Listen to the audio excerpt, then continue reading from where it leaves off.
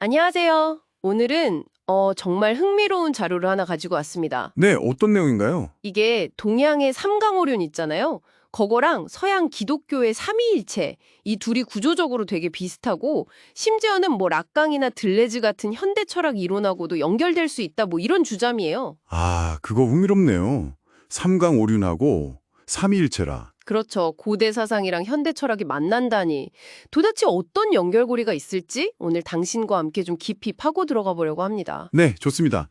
그 자료를 보니까 삼강오륜과 삼위일체를 삼기능 체계라는 틀로 분석하고 있더라고요. 삼기능 체계요? 네, 그러니까 이게 단순히 옛날 윤리규범이나 종교 교리가 아니라 현대 사회 구조나 그 안에서 욕망이 어떻게 순환하는지 뭐 그런 것까지 설명하려는 세도인 거죠. 아하. 여기서 핵심은 그 세 가지 요소들이 어떻게 서로 영향을 주고받으면서 하나의 시스템을 이루는지 바로 그 점인 것 같습니다. 그럼 삼강오륜부터 한번 볼까요? 보통은 뭐 군신, 부자, 부부 관계를 그냥 상하 관계로만 생각하기 쉽잖아요. 네, 그렇죠. 수직적으로만 보기가 쉽죠. 근데 이 자료는 좀 다르게 보더라고요.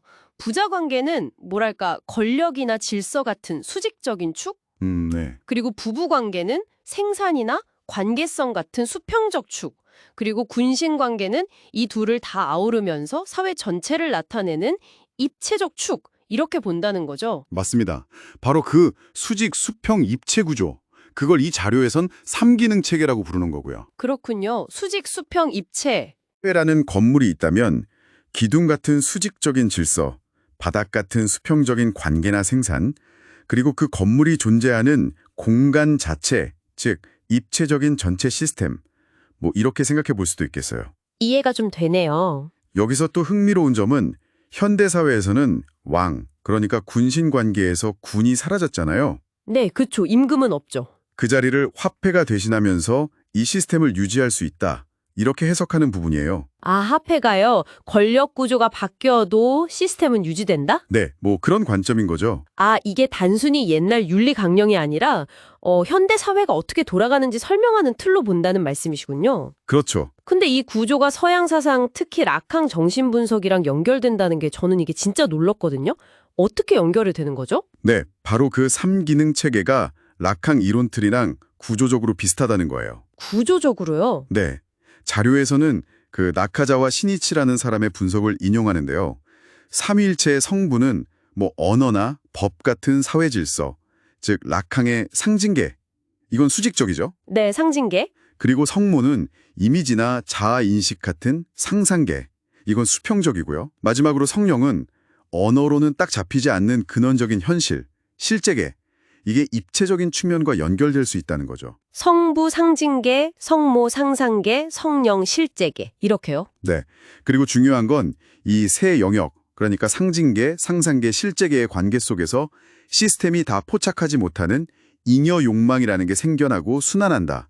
이게 지적이나 락항의 분석이라는 겁니다. 잠깐만요. 그 락항의 상징계, 상상계, 실제계라는 개념이 듣는 분들께는 조금 어렵게 느껴질 수도 있겠는데요. 아, 그럴 수 있죠. 간단히 말하면 사회 질서, 상징계, 개인의 자아나 이미지, 상상계, 그리고 말로는 설명하기 어려운 어떤 근본적인 현실, 실제계. 이 세 가지가 서로 영향을 주고받는 틀이다. 뭐 이렇게 이해하면 될까요? 네, 맞습니다. 아주 정확해요. 그렇게 이해하시면 좋습니다. 그리고 그 안에서 뭔가 채워지지 않는 욕망이 계속 생긴다는 거고요. 네, 그렇죠. 그리고 이 자료는 여기서 한 발 더 나아가요.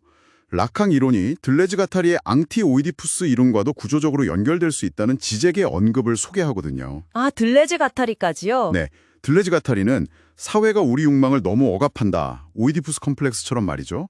그래서 이걸 해방시켜야 한다고 주장했잖아요. 네, 앙띠 오이디푸스. 이들의 욕망 이론이 동양의 도교적인 신명체계, 그러니까 뭐 하늘, 상제님, 땅, 신명, 인간 이런 삼원 구조하고도 통할 수 있다, 뭐 이런 시각도 있다는 거죠. 와, 진짜 온갖 이론들이 다 얽히네요. 그런데 자료 저자는 들레즈 가타리보다는 약간 락한 쪽에 좀 더 기우는 것 같은데요. 네, 맞아요. 저자는 들레지가타리가 세상을 세 가지 요소로 분화해서 보는 점에는 동의를 해요. 하지만 만약 도교의 신명계를 락항의 상상계, 그러니까 수평적이고 어머니 같은 역할에 대입해 본다면 욕망의 완전한 해방을 외치는 앙띠 오이디푸스적인 접근보다는 상징계라는 질서 안에서 해결책을 찾는 락항적인 접근이 더 타당할 수 있다. 뭐 이런 지재계 해석에 좀 더 동조하는 입장을 보여요. 아, 그렇군요. 해석의 여지가 있네요. 네. 물론 이건 자료 저자가 제시하는 하나의 해석적 관점일 뿐이죠. 어떤 이론적 틀을 사용하느냐에 따라서 같은 현상도 정말 다르게 보일 수 있다는 걸 보여주는 대목입니다. 그러네요. 결국 어떤 렌즈로 보느냐의 문제군요. 아, 오늘 정말 흥미로운 여정이었습니다.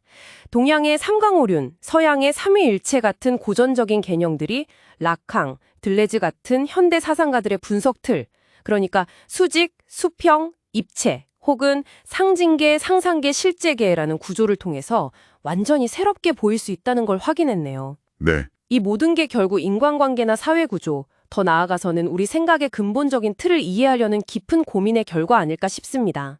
맞습니다. 오래된 지혜랑 현대 이론을 이렇게 연결해 보려는 시도 자체가 참 의미 있는 것 같아요. 네. 오늘 저희가 살펴본 이 3기능 체계 혹은 뭐 새 영역이라는 분석 틀, 이걸 한번 당신의 일상 속 관계나 아니면 속해 있는 조직 혹은 뭐 요즘 사회 현상을 들여다보는데 사용해 보시면 어떨까요? 오, 좋은 제안인데요. 네. 어쩌면 이전에는 그냥 지나쳤거나 보이지 않았던 어떤 구조나 관계의 역동성 같은 것들이 새롭게 눈에 들어올지도 모르겠습니다. 한 번쯤 생각해 볼 만한 질문이 아닐까 싶네요.